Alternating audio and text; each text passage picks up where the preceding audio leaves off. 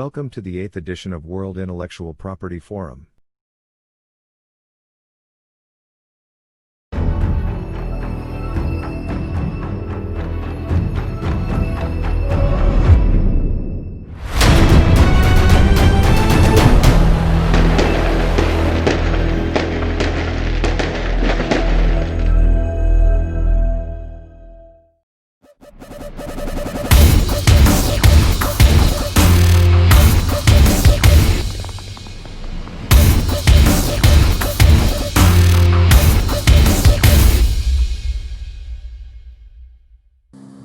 Hello, friends and professional colleagues. I congratulate the organizers of World Intellectual Property Forum for organizing this conference even in these unique and trying times. These year's themes is intellectual property in Atmanirbhar Bharat, the power to innovate, protect and promote. I've been asked to share my views on the digital economy and the new focus and its IP challenges. India unfolded its dream of a trillion dollar digital economy by 2025. And as you all know, India is already among the top three global economies in number of digital consumers. With the kind of reach of digital technologies through smartphones, and given the current demographics in India, India has a potential to grow into a digitally empowered society and a knowledge economy. As per the vision statement released by the government under Digital India program, this opportunity presents to grow India to a trillion dollar economy by 2025. This vision presents creation of tremendous economic value and the empowerment of millions of Indians as new digital applications permeate and transform a multitude of activities and types of work at a national scale. This is an important piece on the overall vision that we share of an Atmanirbhar Bharat.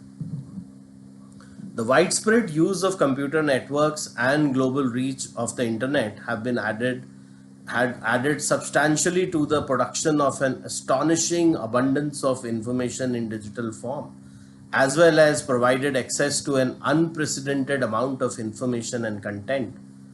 Creating, publishing, distributing, using, and reusing information has become many times easier and faster in the information age. It presents an opportunity to make lives better for millions of people around the world through use of technology that is accessible, affordable, and adds value. India alone has 560 million internet subscriptions as per the data released by the government in 2018, and if the latest statistics have to be relied upon, the numbers have already crossed 700 million. India is and continues to be the second largest internet subscription market in the world. This penetration is growing both in rural and urban areas. India also has the largest number of social media users.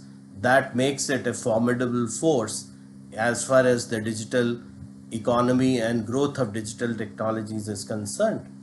While the good news is that the enrichment that this explosive growth of information and accessibility brings to the society, the bad news is that the enrichment that it can also bring to those who take advantage of the properties of digital information and use this accessibility to copy, distribute, and use information illegally.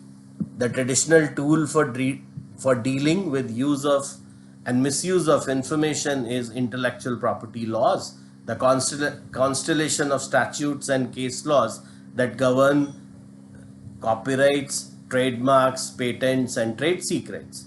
Part of the case for granting rights in intellectual property is the belief that protecting IP promotes the development of new products and services, and that erosion of these rights could threaten the economic performance of the information sector and curtail the major benefits that it proposes to bring on the table. Intellectual property rights provide the foundation upon which innovation is shared, creativity encouraged, and inventors rewarded. and the consumer trust is reinforced. But the digital world poses a set of new challenges as well. How do you manage the balance between the consumer, who itself is the creator, when the marginal cost of copying is zero, when the enforcement of existing law is extremely difficult, and when free access of information and content is considered by many to be a matter of right? While the internet and digital technologies are an information resource of extraordinary size and depth, yet they are also an information reproduction and dissemination facility of great reach and capability. It is at once both one of the world's largest libraries and surely the world's largest copying machine, and that's where the dilemma starts. The rapid growth of digital economy enabled by broadband penetration and coupled with increase in computing power and storage creates global markets for content and right holders, but it also creates a threat which without adequate controls could damage several industries. Let us get into little more specifics through a few examples. Let's start with copyright. The purpose of copyright law is to create most efficient and productive balance between the creator, the protection of the incentives of the literacy works, and dissemination of information to promote learning, culture, and development.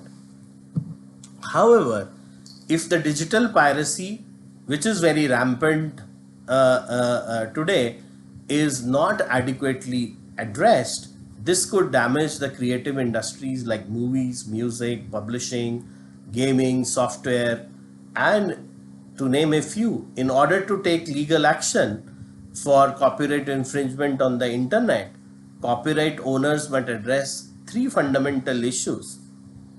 Number one, who is liable for the infringement? Two, which jurisdiction does he take his action in, and which national law is applicable in his case? Number three, which acts of infringement have been committed under the applicable law? And as an example, in light of the strong territorial premise of copyright laws in most of the jurisdiction, the localization of an act of copyright infringement within a particular jurisdiction for the unauthorized transmission of online copyrighted material especially in a spatial dimension like a cyberspace, is a complex and problematic exercise to solve. This kind of shakes the fundamentals on which the entire premise of copyright law is based upon. Illegal copying and distribution of copyright materials over the cyberspace or internet has had a hugely disruptive effect on many of these industries.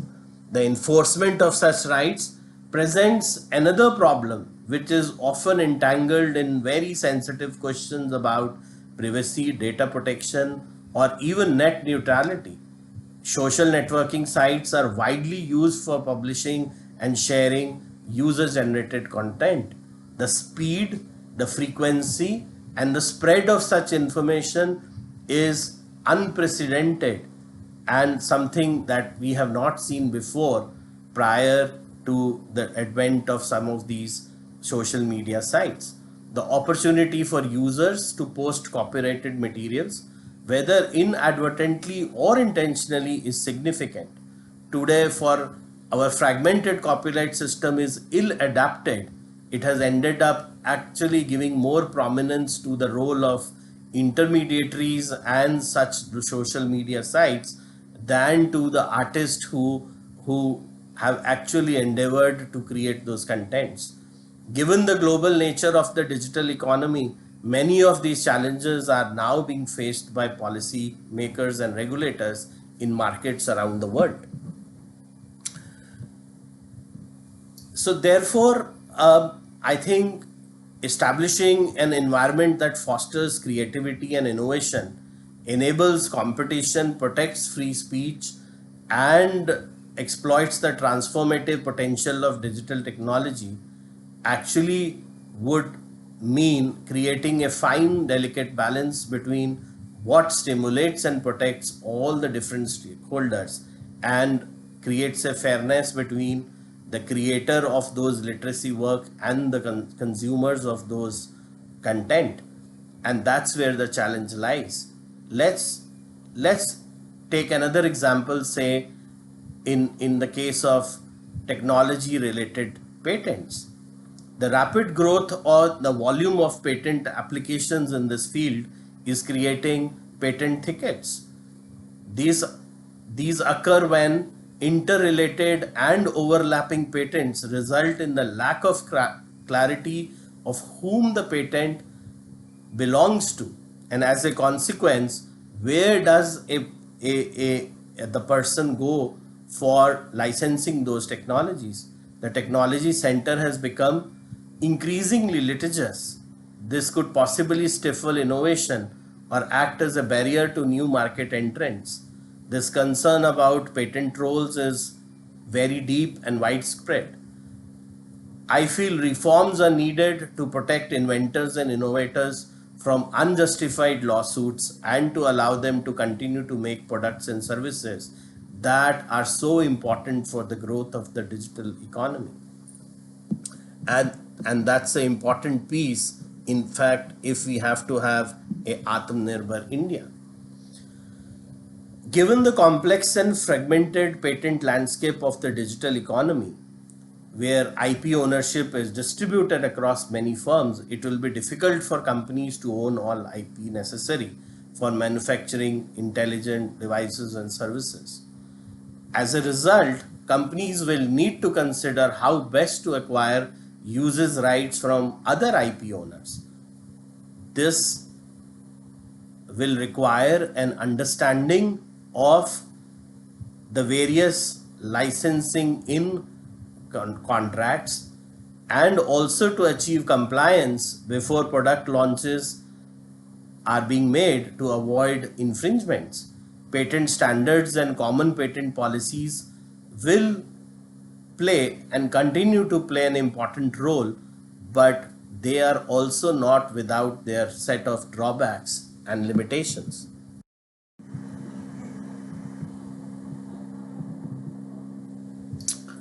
On the flip side, the proprietary technologies which companies own might be of value to other companies who will be willing to pay for accessing those technologies. Companies will need to invest setting up of out licensing services if they wish to obtain maximum leverage from their IP portfolio. It will become therefore vital to understand the power of IP portfolios owned by these companies. For example, let's take the example of a company manufacturing electric cars.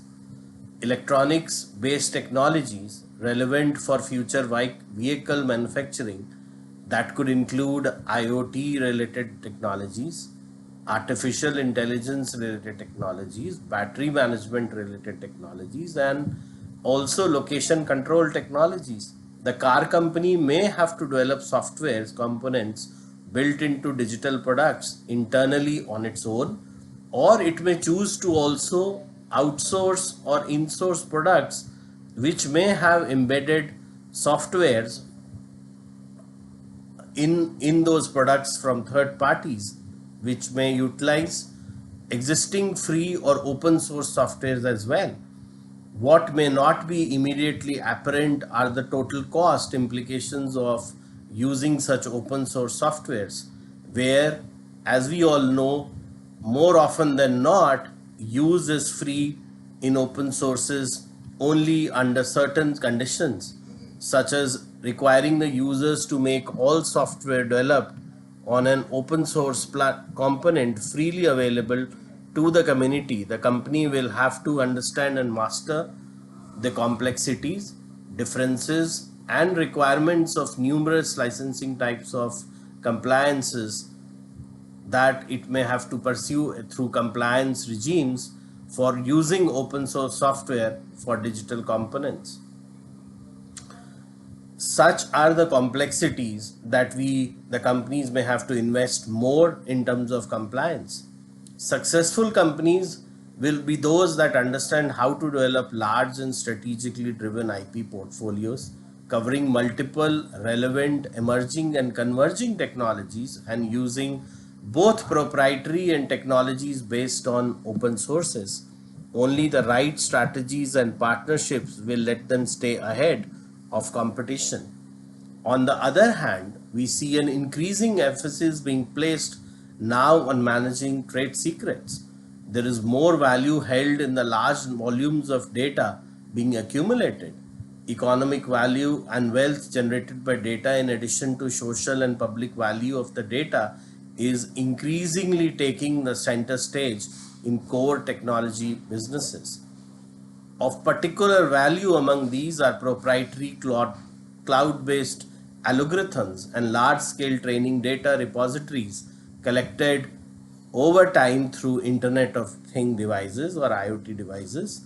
Artificial intelligence algorithms, as you all know, increase in value as they gather and use information data to improve their accuracy. In a digital economy, such proprietary and extensively trained AI algorithms can be of high value and potentially even contribute a significant share of a firm's value. We are currently seeing activities tightening around these practices, around particularly about maintaining secrecy about the proprietary information that the companies hold. The proprietary typically referred to as trade, which are typically referred to as trade secrets, which again could include well-trained AI algorithms. This will ensure firms to identify and separately treat, protect, and enforce their most valuable know-how and data, which is under the realm of trade secrets, from generic data such as customer or supplier records. Companies will find it increasingly attractive to consider licensing out their data. Digital rights management then becomes crucial. They could make a conservative approach to this, working, say, restrictively with a small number of parties within their supply chain or ecosystem, or the company can even take a more expansive approach, which could even extend to licensing data to its competitors. Digital ledger technologies such as blockchain are likely to play an important role in protecting but also in commercializing of data and IP. In India, we see a development of a different kind. The Sri Krishna Committee report on regulation and use of non-personal data is a very hotly debated subject. Given the population of India and its projection as one of the top consumer markets, as well as possibility that this can create data monopolies in an if there is the environment remains largely unregulated, creates issues of a very different kind, and some of them I'm sure is going to affect the IP regulations and policies in the country in the coming days. In the past, IP security was focused on retaining knowledge held by people within the workforce, using tactics like contractual clauses to prevent people leaving the company and joining competitors were prevalent. While this in many cases still be relevant, but the focus is fast shifting now towards cybersecurity for protecting data. The new abundance of information and the ease at which it can be accessed, reproduced, and distributed have come with problems that must be seen in all of their complexity and as a whole, including the problems related to economic, social, technical, and philosophical concerns, as well as accompanying legal and policy challenges. India's digital story is also one of ICT, information, communication, and technology led development. It critically rides on development and use of information and technology that is affordable, inclusive, and transformative. This is where this discussion fits in. In order to build the digital economy that we strive for, India will need to determine a fit for purpose regulations necessary in four critical areas, namely data protection and privacy, consumer protection, intellectual property, and financial regulation. And I'm sure the transformations and the challenges that the digital economy brings, the intellectual property is going to be one of the four critical pillars on which the entire dream of a Atmanirbhar Bharat will rest upon. To conclude, a carefully crafted balance that may have to be carved out in each of these areas. The emergence in the past 10 years of new information infrastructure, marked by proliferation of personal computers, internet, and cloud based networks that connect these infrastructures, has led to radical changes in how informational works are created and distributed, offering both enormous new opportunities and substantial challenges to the current model of intellectual property. These issues are important because the outcome will have a significant impact on companies dependent on information technologies and will help determine the character of the digital economy of the future and consequently the realizing of our dream of a Atmanirbhar Bharat. Jai Hind.